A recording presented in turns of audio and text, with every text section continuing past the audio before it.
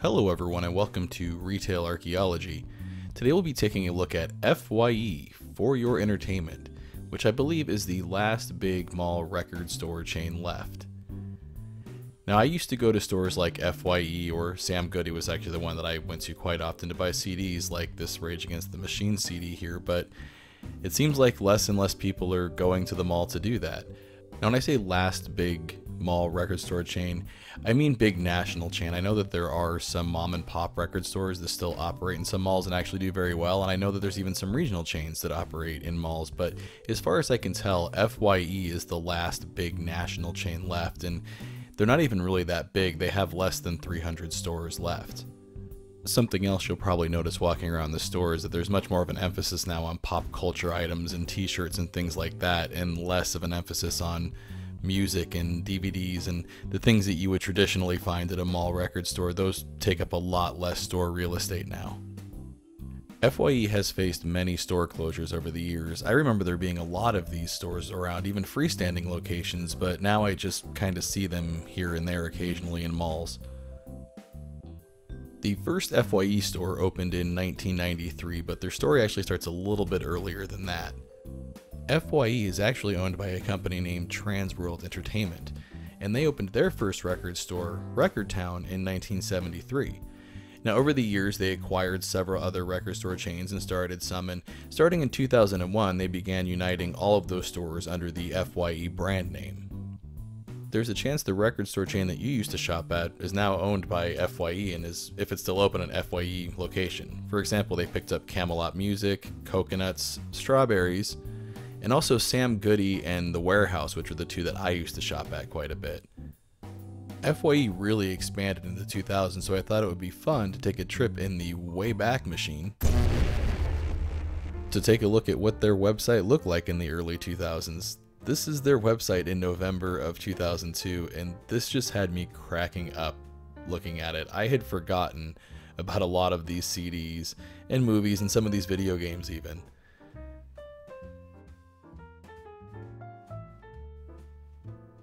Like, I don't think I've even heard of this Snoop Dogg album before, and when was the last time you thought of Busta Rhymes? Now, I did listen to Steal This Album by System of a Down quite a bit. Oh wow, look, there's Metroid Prime there. Kind of want to go play some Metroid Prime after I'm done working on this video now. It's interesting to look at this though, because back in 2002, I would have just went to the mall to buy this stuff. I wouldn't have hopped on my Windows 2000 PC with Internet Explorer 5.0 to buy this, because I would have wanted it right away. People probably aren't going to FYE's website to order this stuff anymore either though. They're probably just going to Amazon. Hey look, we can look at the top sellers in music, and 8 Mile, that doesn't surprise me, the 8 Mile soundtrack, that's about right for that time period. Elvis, that's kind of surprising though. Got some Jay-Z. Missy Elliott, I really did like that album back then. And then we've got another Eminem album on here as well. This really is looking like a time capsule. I really do enjoy the Wayback Machine. Rolling Stones are on here too, jeez. They were probably only in their like late 90s back then. Anyways, we can take a look at the top sellers in movies also, and this is Star Wars Episode 2.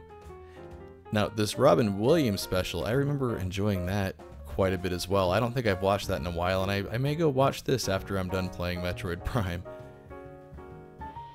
Got James Bond collection on there. Back to the Future, the complete trilogy. I just recently picked that up on Blu-ray actually. Austin Powers and Goldmember. South Park Season 1. That must have been right around the time they kind of first started releasing seasons of shows on DVD. Mr. Deeds? I remember that being a flop. I'm kind of surprised to see that here. And then we've got the top sellers in video games. And, you know, a record store is not really where I would have went to buy video games. I was buying a lot of stuff at Best Buy as far as video games go, but it's interesting to see stuff like Grand Theft Auto, Vice City. That's kind of where, you know, it all started, with Grand Theft Auto being huge. And Mario Party 4. Crazy Taxi. I love Crazy Taxi, but on the GameCube, unfortunately, not on the Dreamcast. And NCAA Football 2003, that's worth about, what, 17 cents now? You've got your Animal Crossing, and man, I'll tell you what, Halo Combat Evolved, I played way too much of that back in 2002. I don't even want to think about the hours that I spent on that. But let's go back to taking a look at some stores now in the present day. Now, the second store is actually the closest one to me, and it's located at Arizona Mills Mall in Tempe, Arizona.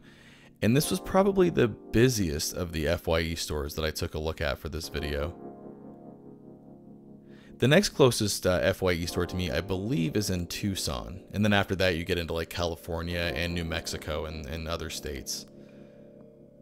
Ah, the bargain DVDs. These are always fun to pick through. Got the Nutty Professor here for just a few dollars, and that's actually on Blu-ray. But speaking of bargains, Transworld Entertainment stock, I guess you could say, is a bargain. They just received a letter from the NASDAQ telling them that they had until April to get their shares back above $1 a share, or they were going to be delisted off the exchange. Also, Transworld Entertainment reported that their quarterly losses had increased quite a bit from the previous quarter's losses, so it sounds like there's tough times ahead for Transworld Entertainment and possibly more store closures ahead for FYE, unfortunately. A lot of pop culture stuff, but not a lot of music. Did actually find some records, though. It is good to see some actual records in a record store. Now, this third store was located at a dead mall, and I don't think it's going to be open for much longer. If you have any memories of shopping at FYE, I'd love to hear about them down in the comments below. Or if you used to shop at one of the other record stores that Transworld Entertainment ate over the years, I'd love to hear about that too. The bit of good news I can share is that mom and pop record stores seem to be doing okay, and I will be covering some of those soon in the future. But for now, as always, thanks for watching. Want to see your name here? Head on over to patreon.com/retailarchaeology to find out how you can help support the channel. Hey, thanks for checking out my video on FYE and Transworld Entertainment. If you enjoyed it, make sure to hit those like and subscribe buttons, and also follow at the social media links because that's the best way to keep up with what's going on with the channel.